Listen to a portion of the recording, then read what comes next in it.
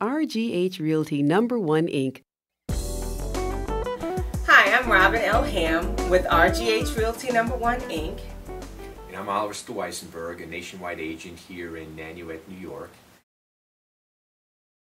Today I'm here with Oliver with Nationwide Insurance, and we're going to talk about homeowners insurance and the process. First, we gather information about everyone that has an insurable interest in the property. Okay. Then we ask detailed questions about the property itself. For example, what year was the home built? What is the square footage? What style home is it? How many bedrooms? How many baths? Does it have a deck? Does it have a porch? What type of garage? We take this information and we enter it into software that we use to develop the reconstruction cost. What is it going to take in today's dollars to rebuild that home? So that does not factor in the cost of the land. It has nothing to do with the market value. It's strictly parts and labor to rebuild that home to the condition it was in prior to the loss. When should a buyer start to shop for insurance? It's about 30 days prior to the closing, not the day before the closing. So this way, the buyer has ample time to gather information about the property that they're purchasing, and knowing the insurance agent is going to need that information to develop a premium. And the buyer should also know that mortgage companies typically want to see them pay the first year's premium in full. Okay, great. Oliver, do you offer discounts, and what type? Yes, we do. Here at Nationwide, we offer you many different discounts. If you insure your car with us, there's an additional discount. If you have a central station alarm system, we provide a discount. If your home is new, there's a new purchase discount.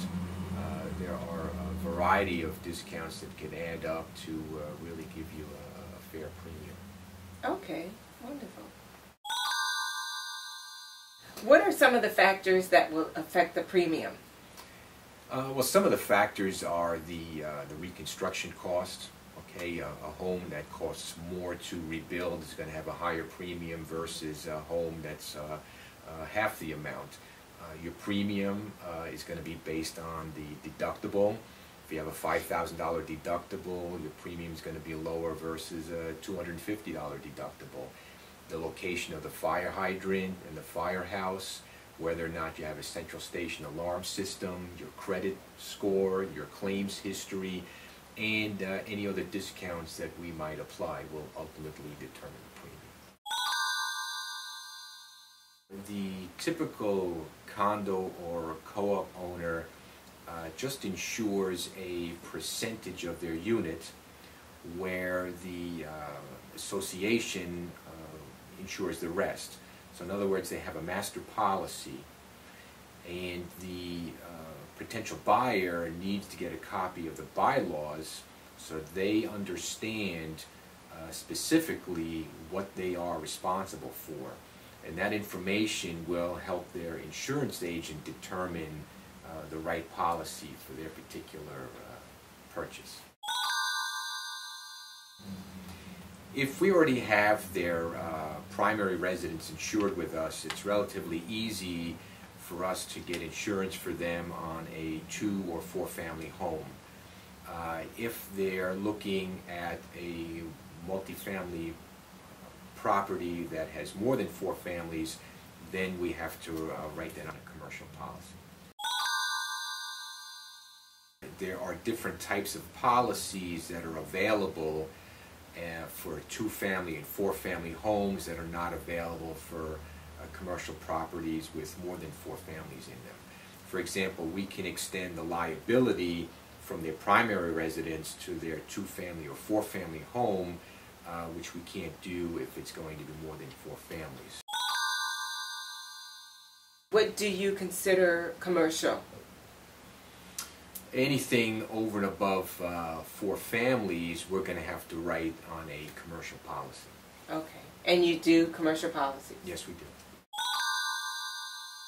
Talk to your agent about flood insurance. That's a separate policy that needs to be purchased, and that question comes up quite often. Does the property need to be in a certain location for flood insurance? Not at all. A flood can happen anywhere.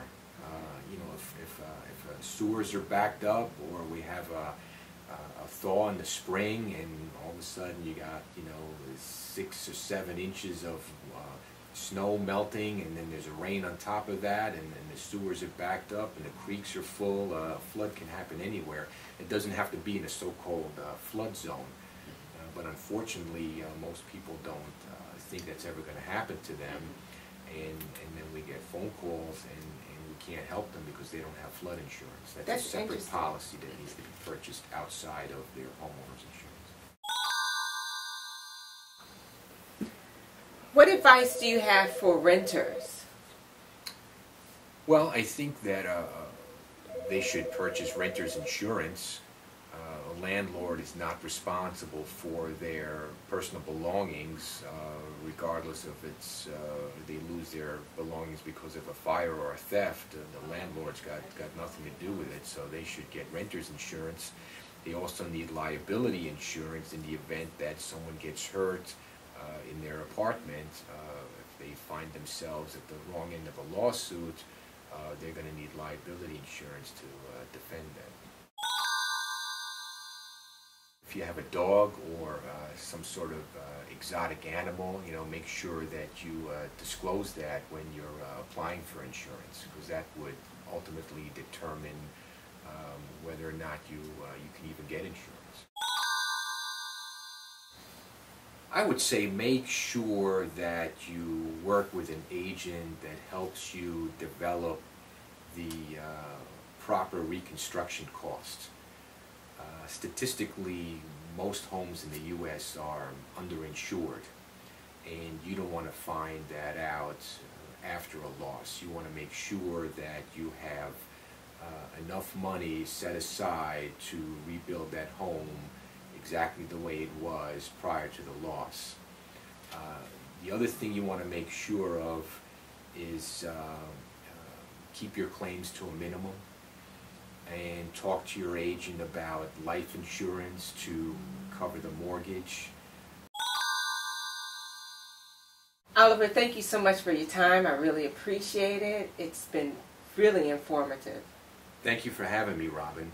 And remember, don't wait until the closing to start shopping for your insurance. RGH Realty #1 Inc.